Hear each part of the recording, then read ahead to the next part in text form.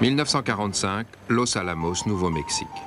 Les savants anglais et américains travaillent nuit et jour pour parachever la première bombe atomique. Mais ce qui est alors l'un des plus grands secrets militaires n'en est déjà plus un pour les espions soviétiques, dont le physicien nucléaire Klaus Fuchs. À New York, un vaste réseau se charge de transmettre les documents directement au Kremlin. C'est l'un des plus gros coups de l'histoire de l'espionnage que vont ainsi réaliser les espions de la Bomba.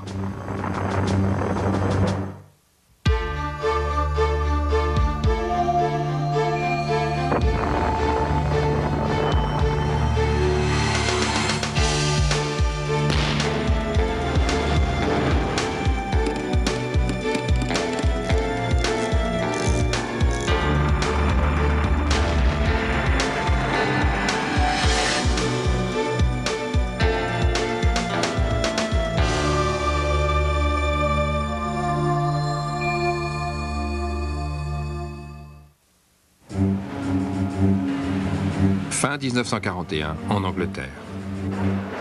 Un jeune physicien allemand qui a fui l'Allemagne nazie se rend de l'université de Birmingham à Londres pour prendre contact avec un chef de réseau communiste et lui proposer de travailler pour l'Union soviétique.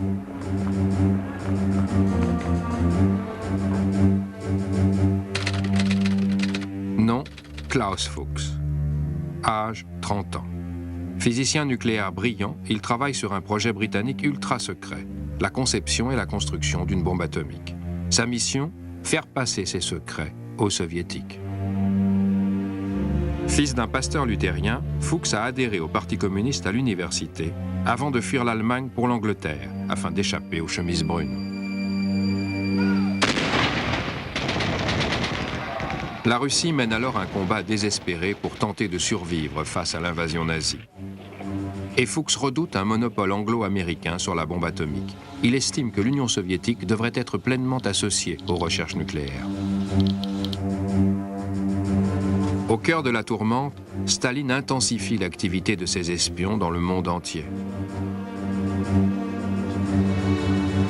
Les réseaux soviétiques sont orchestrés depuis ce bâtiment par le NKVD, ancêtre du KGB, que dirige l'implacable Lavrenti Beria, bras droit de Staline.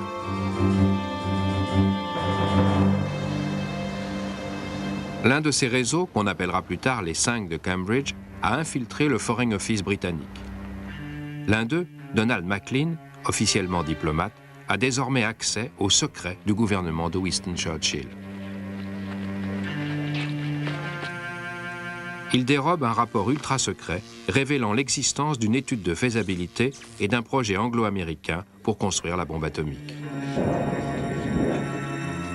Cet incroyable rapport, destiné à n'être vu que par Churchill, parvient au NKVD avant même d'avoir touché le bureau du Premier ministre britannique. Mais le Kremlin se montre sceptique. Beria pense même qu'il s'agit d'une intoxication. Anatoly Yatskov est alors l'un de ses principaux collaborateurs. Il nous a même menacé de nous envoyer tous dans des camps si ces informations s'avéraient fausses et uniquement destinées à nous faire dépenser des sommes colossales alors que le pays en guerre vivait sous le mot d'ordre « tout pour le front, tout pour la victoire ». Beria demande que l'on vérifie le rapport. Mais la plupart des grands scientifiques russes se trouvent en prison à la suite des purges staliniennes. Ils étudient néanmoins le rapport volé, derrière leurs barreaux, et concluent qu'il est possible de construire une bombe atomique, mais quand exactement, nul ne peut le dire. Beria se rend alors chez Staline, dans cette datcha non loin de Moscou. À cette table, celui-ci clôt la conversation par ces mots. Assez plaisanté, les Allemands sont aux portes de Moscou, alors ne me parlez pas de bombe atomique. Sa seule préoccupation est de tenir et de gagner la guerre. La bombe atomique attendra. Mais à l'université de Birmingham, Klaus Fuchs parvient à accéder à des rapports américains ultra secrets sur la recherche nucléaire. Et ceux-ci révèlent que cette recherche avance vite. Fuchs les transmet aussitôt au NKVD. À Moscou, les renseignements de Fuchs sont analysés par le chef des renseignements scientifiques, Leonid Kvasnikov. Fuchs Fuchs était quelqu'un de génial. Il avait une mémoire colossale. Il apprenait par cœur des feuilles de calcul sur la théorie du développement de la bombe atomique et les codait pour nous les transmettre.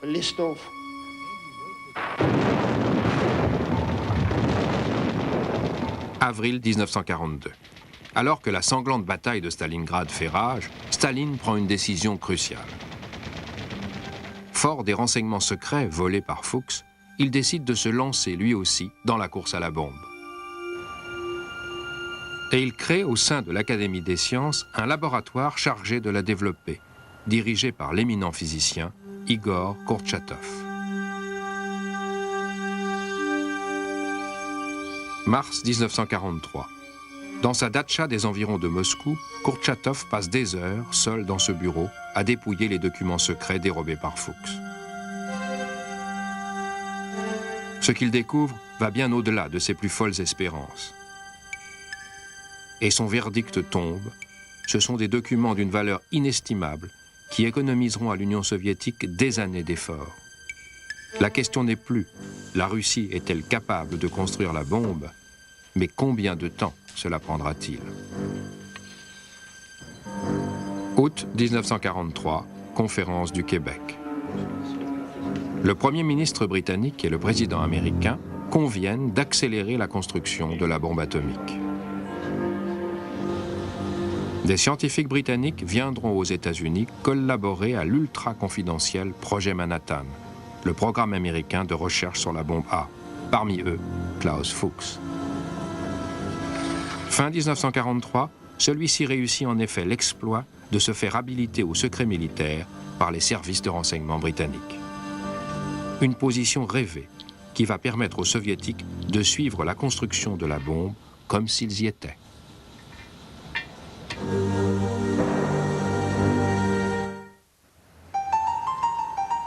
Début 1944, le quartier Lower East Side à New York. Muni d'une balle de tennis, comme convenu, Klaus Fuchs rencontre son nouveau contact américain. Raymond, c'est son nom de code, porte une paire de gants et un livre vert. Il s'appelle en réalité Harry Gold, âge 34 ans, et travaille dans une société chimique. Cela fait 9 ans que ce célibataire fournit des secrets industriels aux agents soviétiques. Son contrôleur soviétique, qui opère depuis ce bâtiment new-yorkais sous la couverture de vice-consul, s'appelle Anatoly Yatskov. C'est lui qui va orchestrer le vol des secrets atomiques. En plus de Fuchs, il y avait d'autres informateurs qui nous transmettaient ce qu'ils n'avaient pu nous donner. Nous avions donc tout ce qu'il fallait.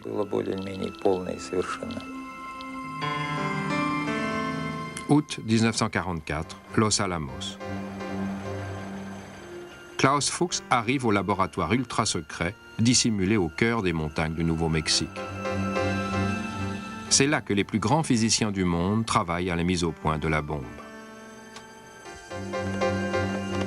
Mais selon Yatskov, il y a aussi d'autres espions à Los Alamos.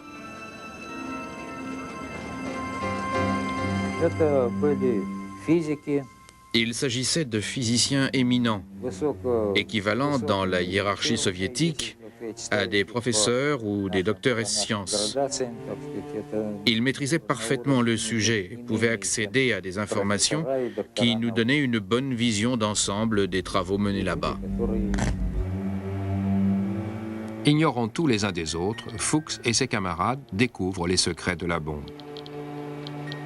Mais pour Yatskov à New York, recevoir des renseignements de Los Alamos est une opération extrêmement compliquée.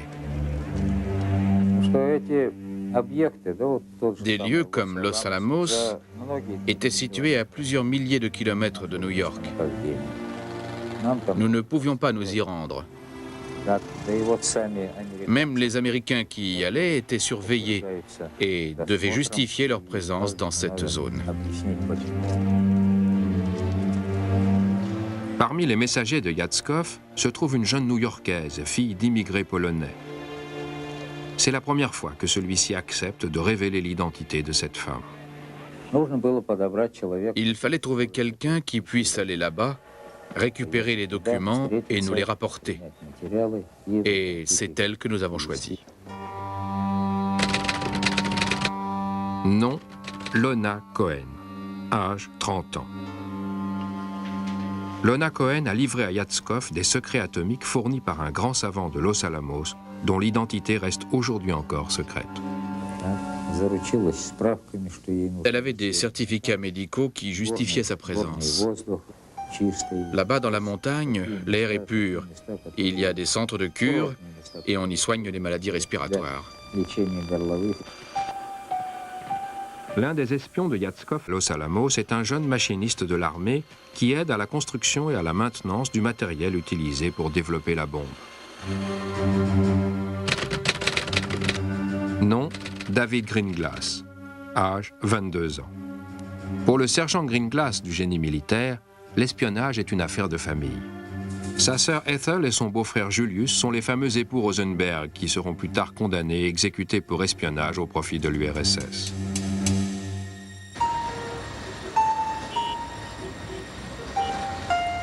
Janvier 1945.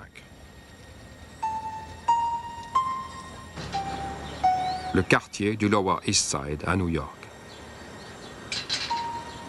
Greenglass, en permission de Los Alamos, se rend à la résidence Knickerbocker où vivent les Rosenberg. Julius Rosenberg remet à David Greenglass la moitié d'un carton d'emballage d'entremets. Il l'informe qu'un messager le contactera au Nouveau-Mexique et qu'il se fera connaître grâce à l'autre moitié. Greenglass devra alors lui remettre les secrets qu'il aura pu dérober. 4 mois plus tard, la guerre en Europe est terminée. Alors que les Alliés célèbrent leur victoire sur Hitler, dans le désert du Nouveau-Mexique, les espions soviétiques entament la phase finale de leur opération. À Los Alamos, une équipe spéciale s'apprête à procéder au premier essai atomique de l'histoire. Une équipe dans laquelle on retrouve Klaus Fuchs.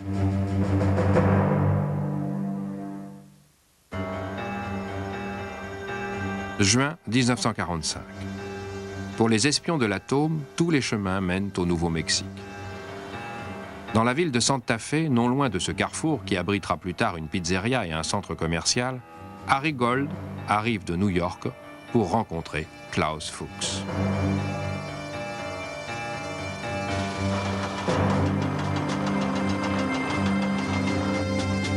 Celui-ci lui remet une description détaillée du fonctionnement de la bombe. Il lui révèle également que les Américains ont l'intention de la tester pour la première fois d'ici quelques semaines. Elle aura une puissance équivalente à 10 000 tonnes de TNT. Ce même jour, dans cette maison d'Albuquerque, une ville toute proche, Gold rencontre David Greenglass, venu exprès de Los Alamos. « Je viens de la part de Julius », lui dit-il, en lui tendant l'autre moitié du carton d'emballage. Greenglass remet à son tour à Gold les plans détaillés de la bombe.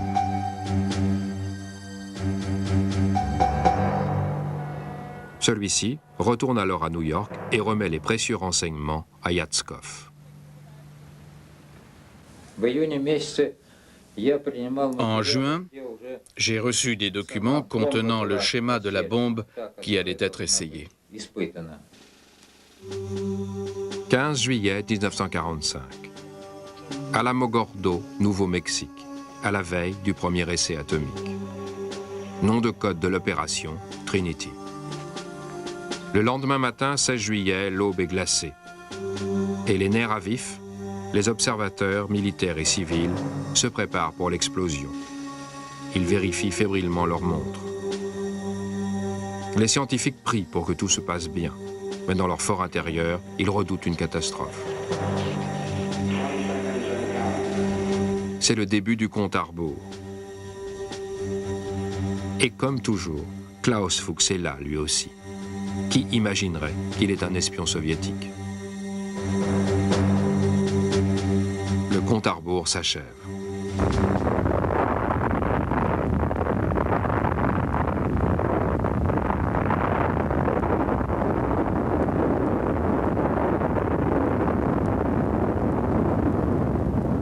Abasourdis, les scientifiques contemplent en silence le gigantesque nuage en forme de champignon qui s'élève dans le ciel obscur. Selon l'un d'eux, on avait l'impression d'assister au commencement du monde, lorsque Dieu dit que la lumière soit. Mais ce que l'on a appris que récemment, c'est qu'un deuxième espion, en plus de Fuchs, avait assisté à l'explosion. Fuchs y était et nous l'a raconté. Et il y avait aussi une deuxième personne. Ils ont assisté à tout avec les autres et se sont réjouis de cette grande découverte et du fait que leur crainte d'une catastrophe atmosphérique ne se soit pas vérifiée. L'identité de ce deuxième espion reste pour l'heure un secret. Après la reddition du Troisième Reich, les Alliés se retrouvent à la conférence de Potsdam pour décider d'une stratégie d'après-guerre. Quelques jours après l'essai réussi, le président Truman informe Staline de l'existence de la bombe. Mais celui-ci ne montre pas l'intérêt escompté, ce qui surprend le président.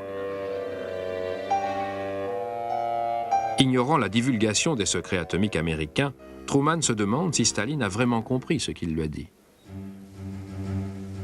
Au même moment, dans ce bâtiment russe, on travaille déjà à construire la première bombe soviétique, sous la supervision de Igor Kourtchatov, chef du projet atomique russe.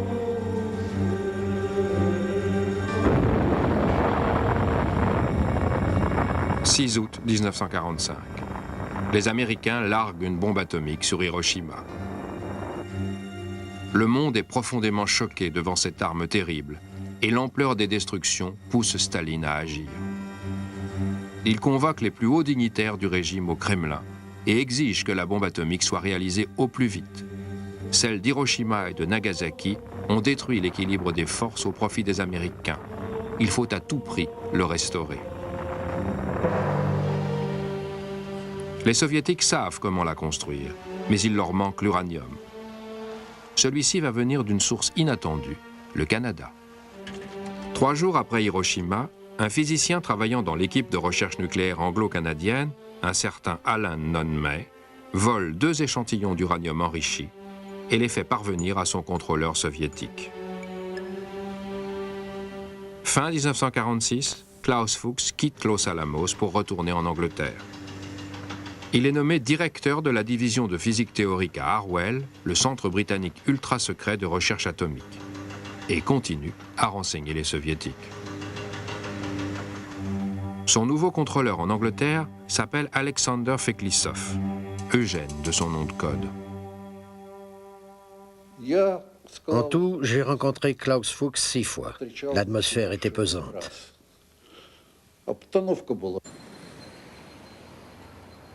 Feklisov contacte Fuchs pour la première fois dans ce pub du nord de Londres.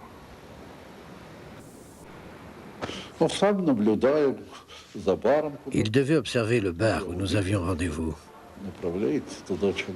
Puis j'ai vu quelqu'un arriver qui ressemblait à Fuchs. J'ai vérifié qu'il n'était pas surveillé et au bout de 2 à 3 minutes, nous avons établi le contact. Il m'a dit « Je vous aiderai jusqu'à ce que vous en arriviez aux essais, jusqu'à ce que vous fassiez exploser une bombe atomique. »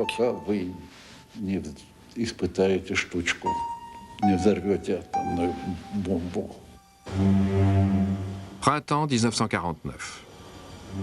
Munis des secrets sur la bombe A, les scientifiques soviétiques mettent les bouchées doubles.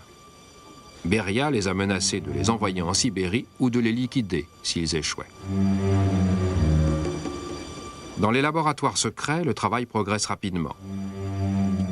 Igor Kourtchatov se montre optimiste, mais dans sa paranoïa, Staline craint que ses espions n'aient oublié quelques renseignements vitaux et que cela ne provoque la faillite du programme atomique russe. C'est donc avec une grande appréhension qu'il autorise le premier essai.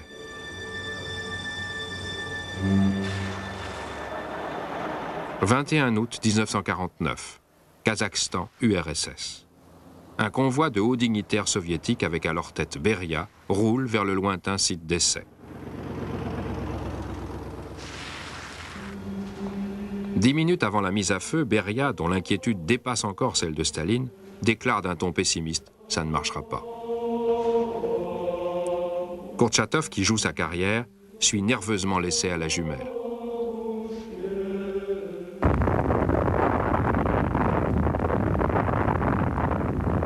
À 7h55, la première bombe A soviétique explose.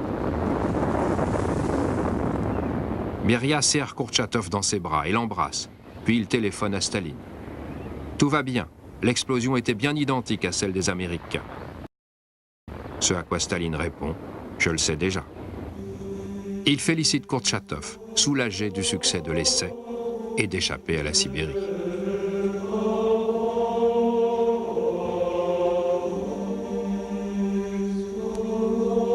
C'est ainsi que commence une course effrénée pour construire des armes toujours plus puissantes. Une course qui va d'un côté comme de l'autre mobiliser tous les as de l'espionnage. Mais déjà, ceux de Los Alamos viennent de permettre à l'Union soviétique d'économiser au moins 3 ans de recherche et des milliards de roubles. Un exploit sans précédent dans les annales de la guerre secrète.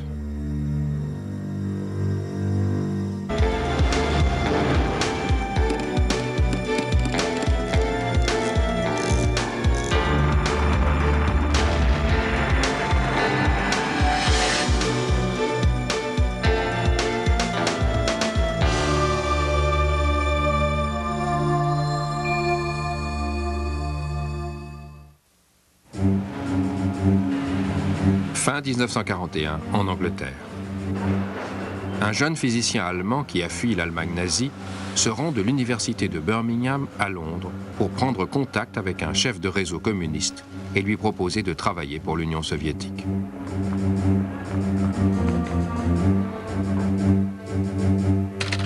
Américain pour construire la bombe atomique. Cet incroyable rapport, destiné à n'être vu que par Churchill, parvient au NKVD avant même d'avoir touché le bureau du Premier ministre britannique. Mais le Kremlin se montre sceptique. Beria pense même qu'il s'agit d'une intoxication. Anatoly Yatskov est alors l'un de ses principaux collaborateurs.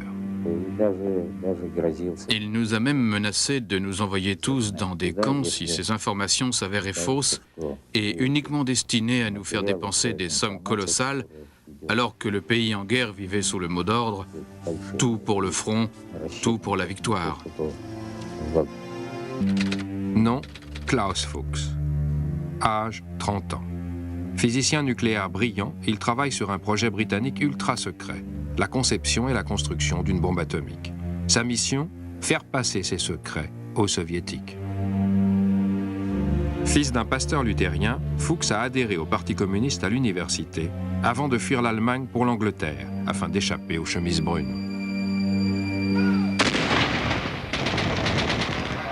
La Russie mène alors un combat désespéré pour tenter de survivre face à l'invasion nazie.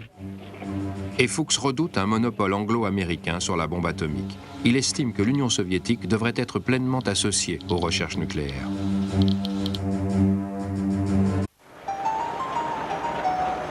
« 1945, Los Alamos, Nouveau-Mexique. Les savants anglais et américains travaillent nuit et jour pour parachever la première bombe atomique.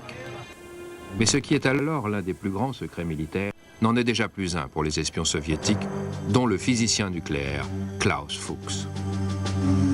À New York, un vaste réseau se charge de transmettre les documents directement au Kremlin. C'est l'un des plus gros coups de l'histoire de l'espionnage que vont ainsi réaliser les espions de la Bomba.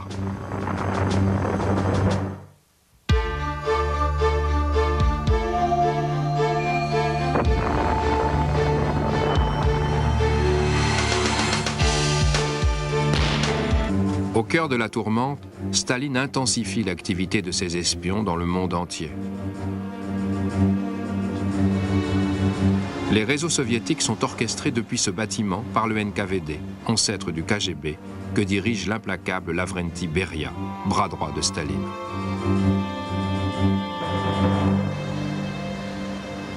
L'un de ces réseaux, qu'on appellera plus tard les 5 de Cambridge, a infiltré le Foreign Office britannique.